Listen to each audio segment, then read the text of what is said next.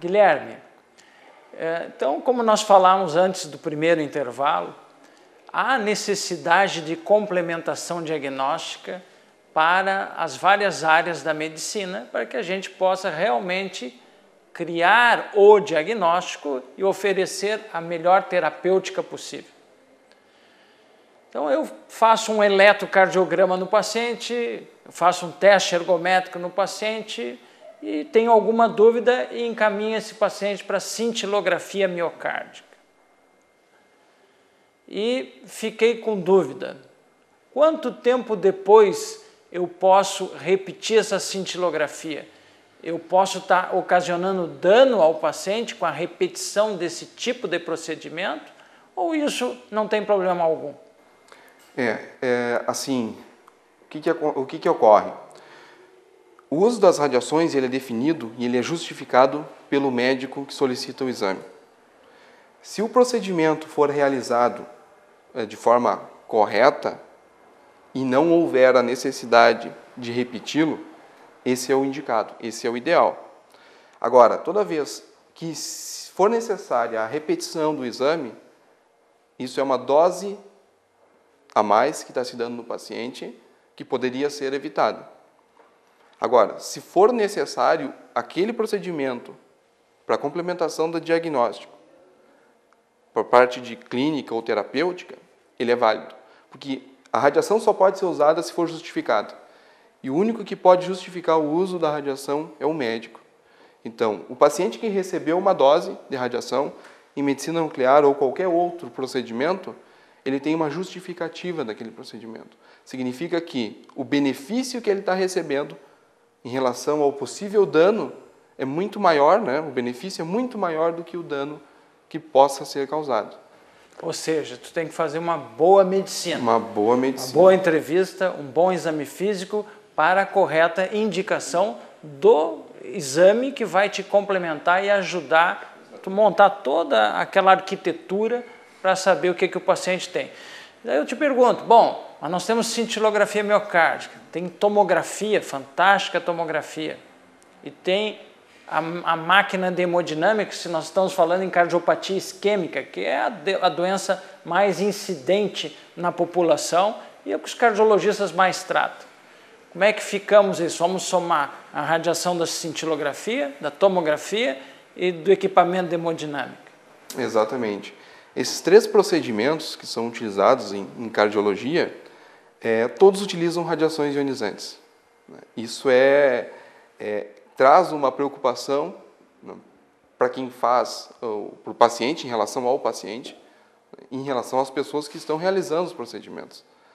Toda vez que se expõe um paciente, a equipe fica exposta. Então, o controle de qualidade que é realizado vem exatamente para isso, para tentar minimizar as doses em todos os procedimentos, tanto na parte de hemodinâmica, tanto na parte de tomografia e na parte de medicina nuclear.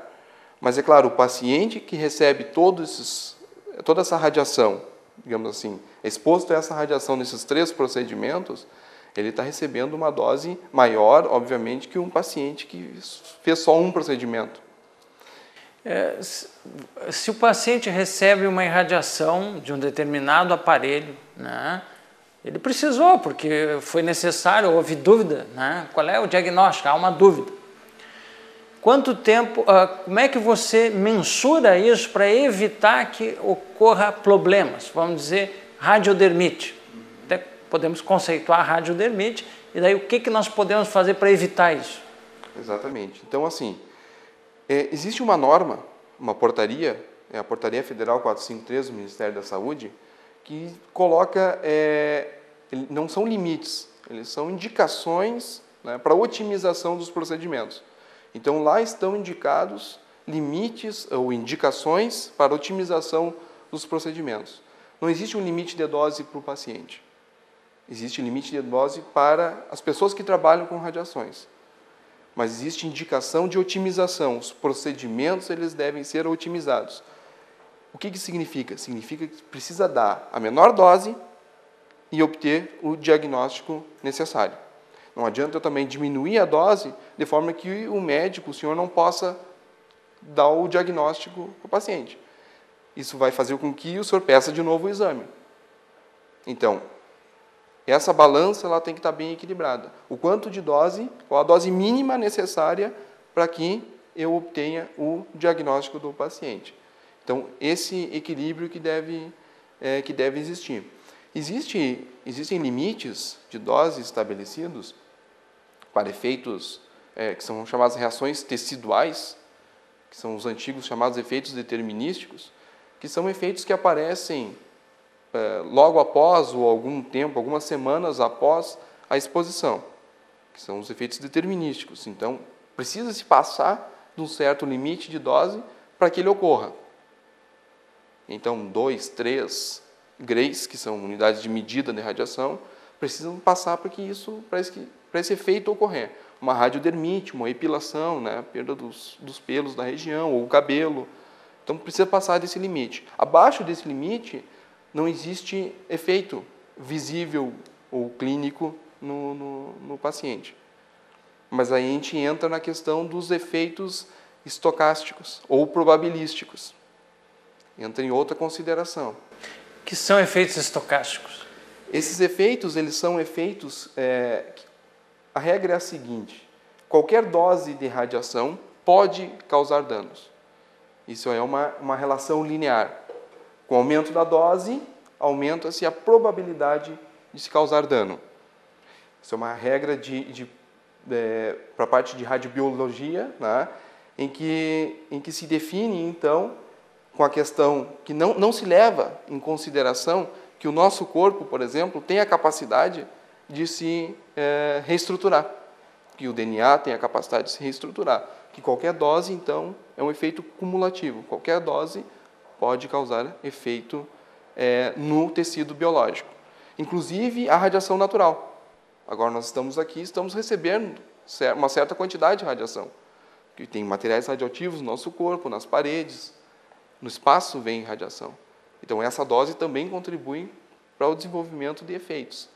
Então em radiobiologia essa é a regra, qualquer dose pode causar um efeito no tecido. Que efeitos são esses? Esses efeitos são efeitos, pode ser o desenvolvimento de um câncer, aumento da probabilidade de desenvolvimento de câncer, ou efeitos hereditários, né? Dependendo do tipo de célula, células germinativas, né? Pode ocorrer um defeito, por exemplo, num descendente. Então, aumenta-se a chance, não quer dizer que ocorra, quer dizer que aumenta-se a chance. Quanto maior a dose, maior a chance. Então, toda vez que a gente aumenta, por exemplo, faz um procedimento que poderia ser feito com uma dose menor, né, aquela diferença de dose, né, que não precisaria ser utilizada, aquela diferença de dose é o que a gente precisa, durante o controle de qualidade, reduzir. Bom, nós estamos falando em pacientes, mas o teu trabalho de consultor do Instituto do Coração, na área de hemodinâmica, onde a gente trabalha com muita radiação ionizante pelo tipo de aparelhagem, pelo tipo de equipamento de hemodinâmica, e vocês estão sempre aferindo aquilo mês a mês e com controle de radioatividade, com dosímetros colocados sob aventais de chumbo. Então, isso também é bastante delicado. Como se protege a equipe médica desses problemas de radioatividade, daqueles médicos que são obrigados a trabalhar dentro da sala com raios? Vamos saber disso no próximo intervalo.